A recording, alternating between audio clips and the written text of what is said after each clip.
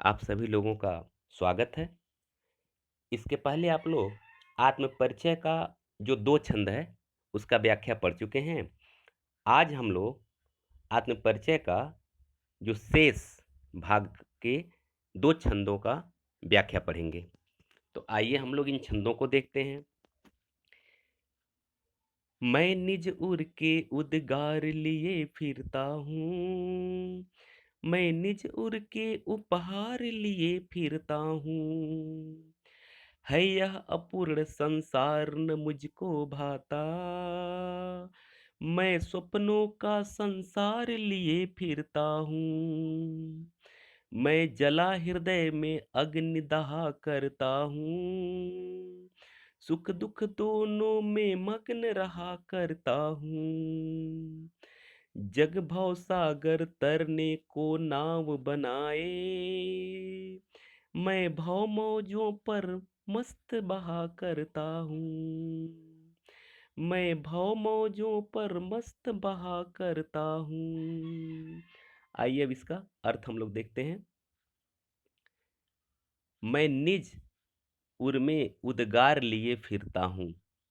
मैं निज उर, निज का तात्पर्य होता है, निज मन होता है अपना, उर माने होता है हृदय। तो मैं अपने हृदय के, उद्गार माने होता है वाणी। मैं अपने हृदय के वाणी माने हृदय की आवाज लिए फिरता हूँ। कवि का कहना है कि मैं अपने हृदय के उद्गार अर्थात मैं अपने हृदय की वाणी को लेकर फिरना, फिरने का तात्पर्य होता है बताना। मैं अपने हृदय की वाणी को इस संसार के लोगों को बताना चाहता हूँ। मैं निज उर के उपहार लिए फिरता हूँ। उर का मतलब होता है हृदय। मैं अपने हृदय के उपहार को लेकर के फिरता रहता हूँ। अर्थात मेरे हृदय में जो स्नेह रूपी उपहार है, इस उपहार को मैं संसार को देना चाहता हूँ।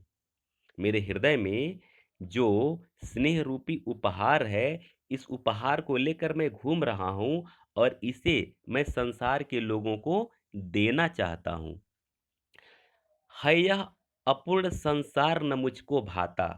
कवि कहते हैं कि यह संसार अपूर्ण है, माने इस संसार में अभी पूरी तरह से प्रेम का परिपाक नहीं हुआ है। अभी सभी लोगों के हृदय में एक जो सच्चा प्रेम है, वह सच्चा प्रेम नहीं आ पाया है। इसलिए यह संसार अपूर्ण लगता है और यह अपूर्ण संसार मुझे भाना मन होता है अच्छा लगना। यह अपूर्ण संसार मुझे अच्छा नहीं लगता है। जो अधूरा संसार है, यह मुझे अच्छा नहीं लगता है।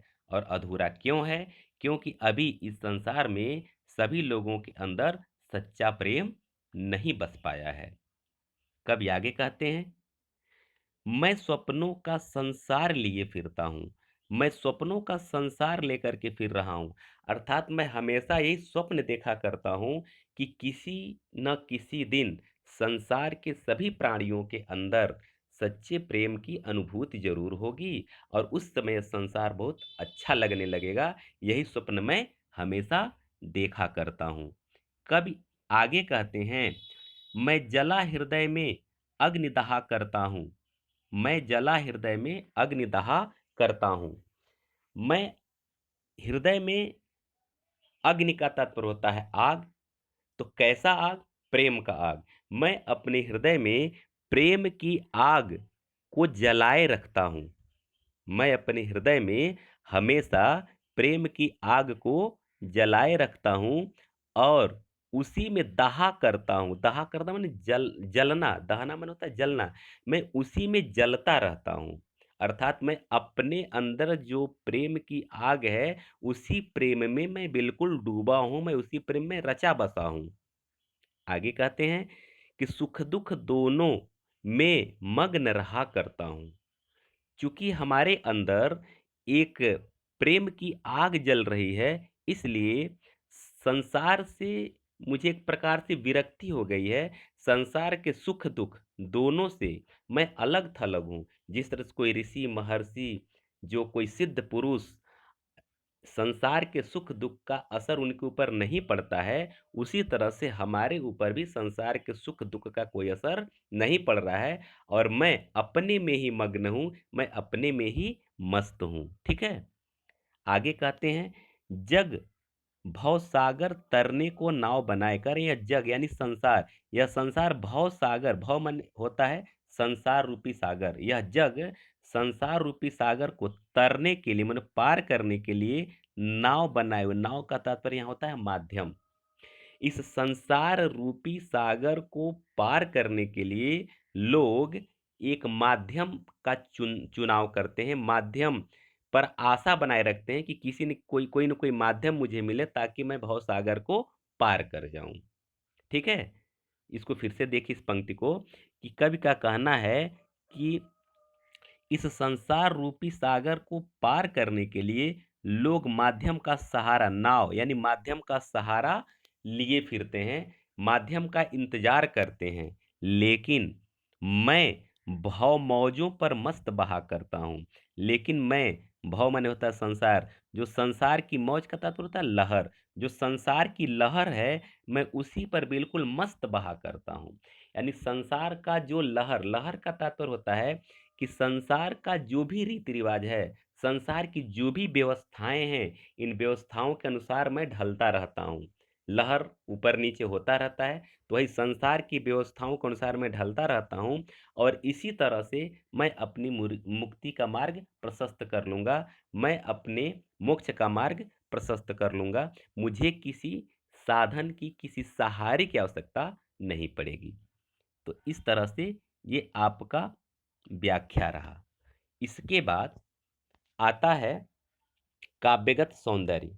तो काव्यगत सौंदर्य आपका जो इसके पहले बताया हूं, लगभग सब वही हो जाएगा, कुछ बिंदु बदल जाएंगे, लेकिन फिर भी एक बार मैं आपको बता देना चाहता हूं इसका काव्यगत सौंदर्य क्या होगा। पहला पॉइंट हो जाएगा, भाषा साहित्यिक खड़ी बोली है। दूसरा, इसमें आत्मकथात्मक शैली का प्रयोग किया गया है। तीसरा पॉइंट हो जाएगा, इसमें मुक्त छंद का प्रयोग किया गया है। और चौथा पॉइंट जो हो जाएगा कि इसमें भव सागर और भव मौजों में रूपक अलंकार है। भव सागर और भव मौजों में रूपक अलंकार है। और सुख दुख, सुख और दुख, यहाँ देखिए सुख और दुख में यह जो है आपका समास है। तो कौन सा समास है? द्वंद्व समास है। तो सुख और दुख में द्वंद्व समास का प्रयोग किया गया है।